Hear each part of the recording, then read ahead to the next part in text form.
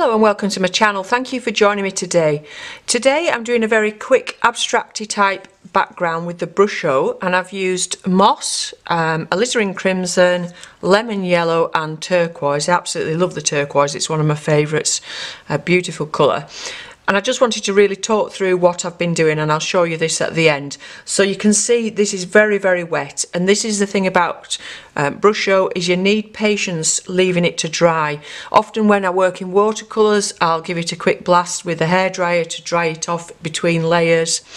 But with the Brusho, you really want to leave it. Don't do it with a hairdryer. If you start drying it with a hairdryer, you're going to lose some of those lovely effects where the colours are mixing in together.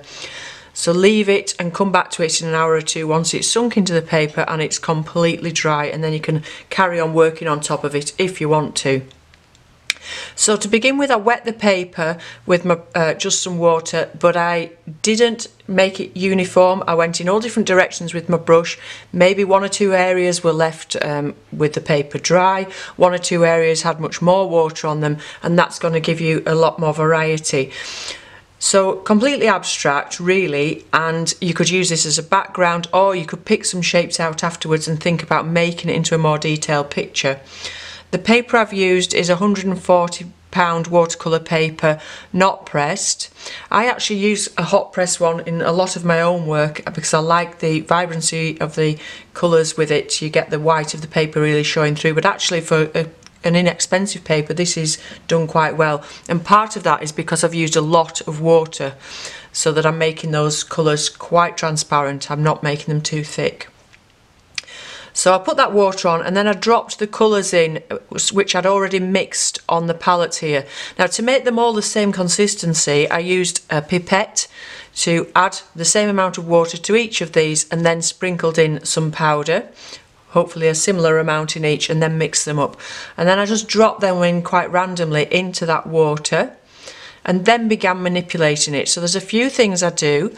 I use the pipette to add extra water, which makes the pigments move out, and you can see here some of the effects that's caused where I've dropped the water there and it's run up there, and then all those colours tend to run together, and we've got some lovely pastel-y colours.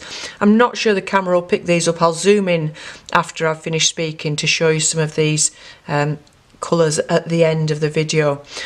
And here you can see where I've dropped the water in, it's pushed those pigments out, and then you get some of these lovely cauliflowers, which could be clouds, they could be anything, they could be flowers, just whatever you see. Everybody sees different things. I know some people like to just do an abstract of a Brusho like this and then start working on top of it, picking out flowers and things and putting some detail in.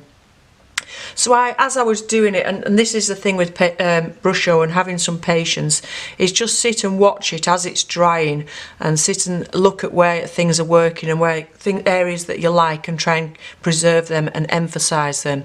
So another thing I do with my pipette, and also at the end of these Taclon brushes, I've shown you these before, I think they've got this lovely shape at the end of them. They're quite an inexpensive brush, but they all come with this shaper at the end, which is a handy tool. If you do, I saw a little bit of a horizon here, was what I was seeing, so I did quite a few vertical lines going this way, and that makes an indentation in the paper, and then the Brusho settles into that indentation, and so you've got a bit of line going on as well as all the colour, so it gives you a bit more movement and rhythm to your picture, even though it is abstract. And I do the same thing with the pipette as well. I drag the powders around. So another thing you can do, and I'll just do this now, if you've got an area where the powder's gone on quite thickly, you can pick it up and then you can put it somewhere else. So you might like a line of that somewhere else, and you can move the pigment around the painting. So that was two things, dropping water in and moving it with those spatulas, and the other thing is lifting it out with a tissue, and you can only do this when it's wet. Once the Brusho's dried, you can't really lift it out. So if you lift out areas where you don't want the pigment to keep flowing onto, so you want to keep it light, if you're keeping it dry, it's not going to be attracting that pigment and water to it. So I kept lifting out here to keep it a little bit drier, and so we preserve some of that light. And also in areas, you know, you might just want areas where the light's maybe falling, particularly if it's a landscape, you might see a landscape there and you might want the light landing there. So it does sort of, this technique can make the colours quite dull if you overdo it. If you've got too much pigment on there and then you start dabbing it, they can become really flat quite quickly. But you can see here these haven't, you're getting the pink there still showing through the yellows and the blues, and they're all merging really nicely. You can still pick out the individual colours, they've not gone to mud.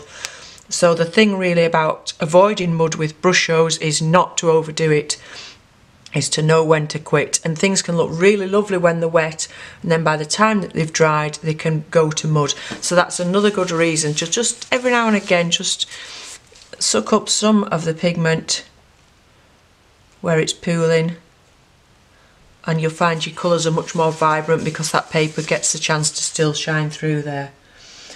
Okay, so I may, at the end of the video, I think once it's dried, I might put 1 or 2 more lines in here to make it perhaps a bit more like a horizon, but actually I think it'd be quite nice as it is. But you'll find when the colours are dried, they're perhaps slightly lighter, so you might want to come in with some darker tones, maybe with a pencil or a pen or something afterwards.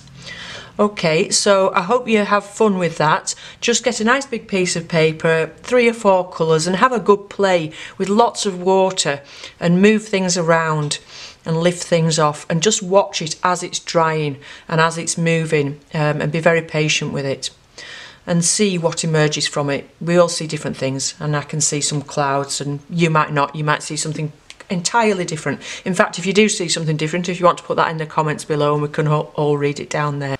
So enjoy the rest of the video now. I hope you found it useful and I hope you enjoy using your Brushos. Thank you for watching and bye for now.